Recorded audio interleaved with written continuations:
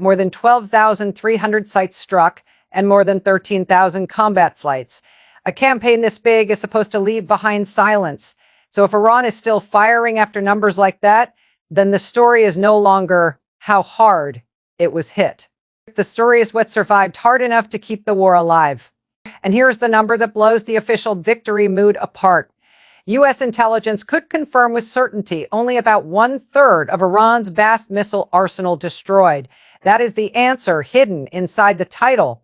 Iran keeps fighting because massive damage is not the same thing as verified elimination, and buried missiles still count until someone can prove they are gone for good. In Iraq, 2 Iranian missiles got through overnight and tore open a residential block so badly that entire floors were left hanging open, with dozens sent to hospital. That is what hidden stockpiles mean after 12,300 strikes. Not a leftover technicality, not a dusty reserve, enough surviving force to keep ripping concrete open and proving the war is not finished just because the briefings say it should be. This channel tracks the part of wars governments cannot count cleanly and cannot explain honestly. If that's why you're here, subscribe now and comment buried if you think the missiles no one can verify are the missiles deciding this war. The public story from Washington is built for closure. Iran's Navy gone, its Air Force in ruins, its leadership shattered. That line is not random propaganda. Iran has clearly been hit hard, but it also pushes the audience away from the one question that can still wreck the ending. How much strike power is still hidden well enough to matter tomorrow, not just what was destroyed yesterday? Now go one layer lower than the speeches and into the mountain. A tunnel portal inside Iran was blasted hard enough to leave huge craters, a destroyed launcher, and a cloud of toxic rocket fuel hanging over the strike zone. That image tells you exactly what this war became. Not a clean wipeout, but a hunt through buried launch systems built for the day Iran would be hit exactly this hard. Iran is physically large enough, hardened enough, and dispersed enough that destroying launchers is not the same thing as destroying stockpiles. And destroying stockpiles is not the same thing as proving what remains. That is why hidden arsenals still matter.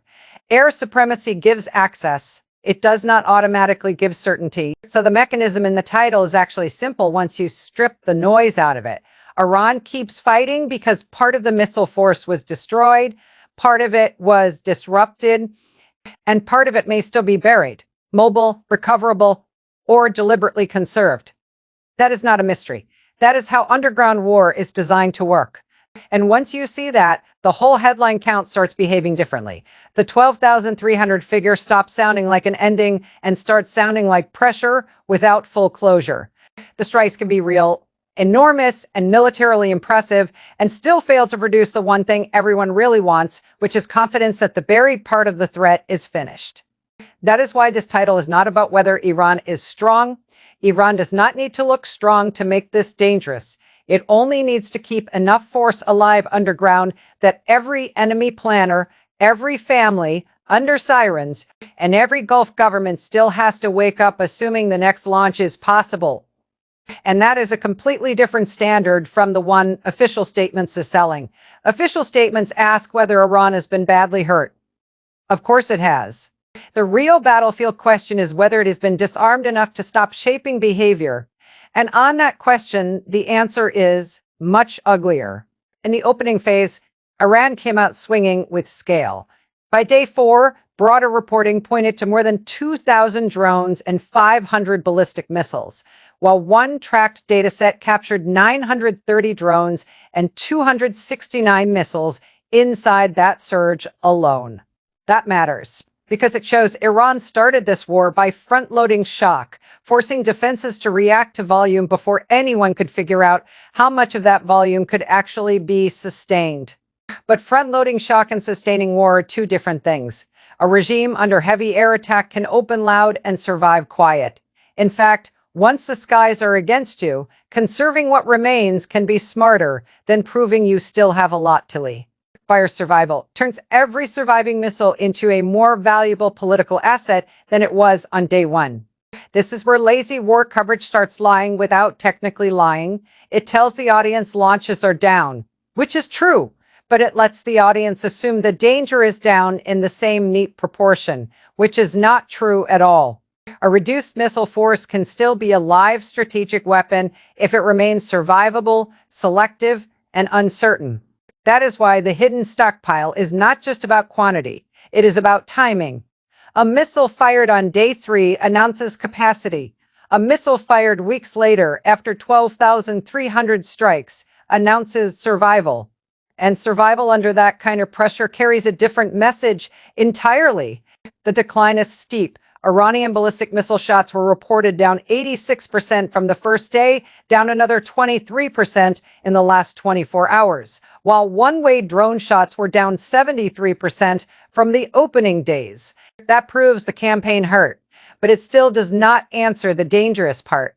Whether the lower tempo comes only from destruction or also from conservation, disrupted command, and protected reserves waiting for more useful moments. That distinction is not academic. It is the difference between Iran is running out and Iran is choosing its shots. And if part of the answer is that Tehran is choosing its shots, then the surviving stockpile is not a fading threat. It is becoming a more disciplined one. A weaker force under bombardment does not survive by matching volume forever. It survives by making every remaining round work harder. It fires less, but it fires with more political purpose. It stops trying to impress and starts trying to endure. So that is why the late war missile matters more than the early war missile. The early missile says, we can hit back. The late missile says, you still haven't buried us. And in a war built on public promises of progress, that second message lands harder. The same logic applies to mobile launchers. A launcher you can find is a target. A launcher you can hit and still not prove dead is a planning problem. A launcher you cannot confidently count at all is something worse, a standing argument against ever feeling safe too early. On March 31st alone, the Emirati Defense Ministry reported intercepting 36 drones, 8 ballistic missiles, and 4 cruise missiles. That single day matters because it proves the surviving arsenal is not trapped in one narrow front. Iran still had enough reach to keep Gulf airspace active, allied defenses engaged, and neighboring capitals thinking about the next round instead of the finish line. And once Gulf states are pulled into that pressure zone, Iran starts getting value far beyond the blast radius of any one strike. It reminds them that the war against Tehran is no longer something happening over there. It is becoming something they must spend on, defend against, and politically absorb themselves. That is how a buried stockpile extends a war. Even when it does not dominate the war, it creates decisions for other people, decisions about interception, decisions about insurance, decisions about shipping, decisions about whether to harden public support or quietly encourage de-escalation before the next shock arrives. A missile hidden in a mountain does not need to launch every day to stay powerful. It only needs to remain possible often enough that nobody else can stop planning around it. That is how a state under massive bombardment keeps fighting without needing to look anything like the force it was at the start. This strategy has been described in brutally direct terms. Create maximum discomfort for Iran's immediate neighbors while showing Tehran can still shake the global economy and disrupt oil markets. That is why hidden stockpiles matter, even if they are smaller than before. Once every surviving strike also touches oil, shipping, insurance, and investor fear. The arsenal is doing more work than pure military damage alone. And now the title gets even sharper. How Iran keeps fighting does not just mean how Iran keeps launching. It means how Iran keeps imposing consequences. Fighting in this phase is not only measured in missiles fired, it is measured in reactions forced. That is why Gulf governments matter so much in this story. They do not have to be defeated for Iran's strategy to work. They only have to be made nervous enough that their own risk calculations start pressing on the wider coalition. Surviving missiles create regional discomfort, and regional discomfort creates political pressure.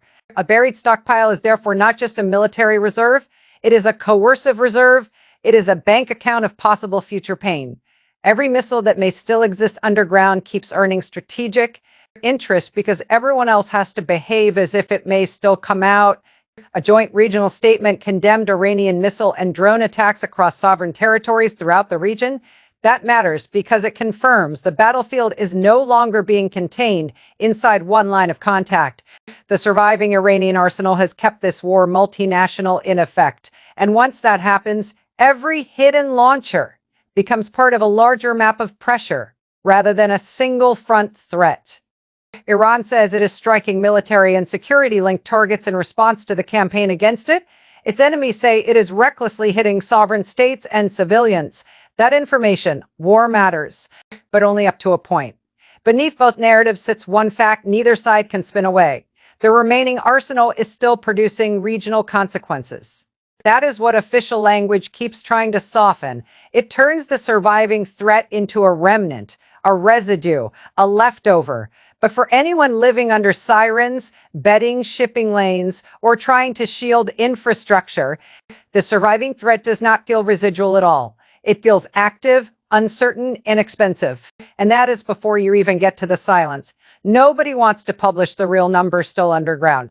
Nobody wants to say how many missiles are truly destroyed, how many are merely buried, and how many launchers are damaged versus recoverable.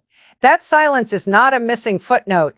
It is one of the surviving weapons, because once the war becomes a battle over what might still be retrievable, uncertainty itself starts doing battlefield work. It forces caution. It stretches defenses. It delays closure. It gives every side room to claim more than it can prove. And it lets a weakened Iran stay strategically relevant far longer than a clean count would have allowed. That is why the denominator matters so much. If nobody can agree on how many missiles existed before the campaign, nobody can honestly tell the public what fraction truly remains now. And if that fraction cannot be pinned down, and then every confident statement about the endgame is carrying more politics than precision. The cleanest sentence in the whole war may also be the hardest one to accept. Iran's missile arsenal has been degraded but not exhausted. That line works because it kills two lies at once. It rejects the fantasy that the strikes change nothing, and it rejects the fantasy that the threat is basically over. It lands exactly where the battlefield seems to be damaged, reduced, but still dangerous enough to matter. So here is the answer to the title in plain English, with no smoke around it. Iran keeps fighting after 12,300 strikes because enough of its missile force appears to have survived destruction, survived counting, or survived access. Some of it was hit, some of it may be buried, some of it may be mobile, some of it may be deliberately held back, but all of that still adds up to one thing: a force that cannot yet be treated as gone. And that means the war has not become simpler. It has become more deceptive. The visible damage is enormous, but the decisive question is now invisible. Not how many craters were made and how many missiles remain behind them. If the buried stockpile is larger than the public has been led to think, then the victory talk came too early. If the buried stockpile is smaller, but still too uncertain to dismiss, the victory talk still came too early. Either way, the deeper conclusion survives the argument. This campaign hurt Iran badly, but it did not deliver clean certainty over the one category of power Iran needed most to preserve. That preserved category is not prestige. It is not conventional balance. It is not the ability to dominate the battlefield in open daylight. It is the ability to keep forcing everyone else to plan around the possibility of another strike. That is enough to keep a weaker state in the fight long after raw headline numbers should have buried it. And that brings the story right back to Arad, because the apartment block and the tunnel are really the same scene, seen from two different ends. One is where the surviving threat begins. The other is where the surviving threat lands. One explains how Iran keeps fighting. The other explains why that answer matters. This is the part most people miss when they hear giant strike totals and start assuming inevitability. A war is not over when one side has inflicted huge damage. A war starts looking over when the other side can no longer turn. Hidden capability into visible consequences. Iran has been pushed back hard, but it has not yet been pushed past that line. That is why hidden stockpiles still matter. Not because they make Iran unbeatable, not because they erase the scale of what has been done to it, but because they deny the other side. The one thing the high-intensity air campaign wants most after weeks of violence, a clean ending everyone can believe. And as long as missiles that may still exist underground keep families running to shelters, keep Gulf capitals intercepting, keep regional nerves stretched, and keep victory rhetoric ahead of battlefield certainty, those buried arsenals are not the leftover part of the war. And they are the part still deciding how long it goes. Stay close. This channel follows the threat after the official numbers stop feeling honest.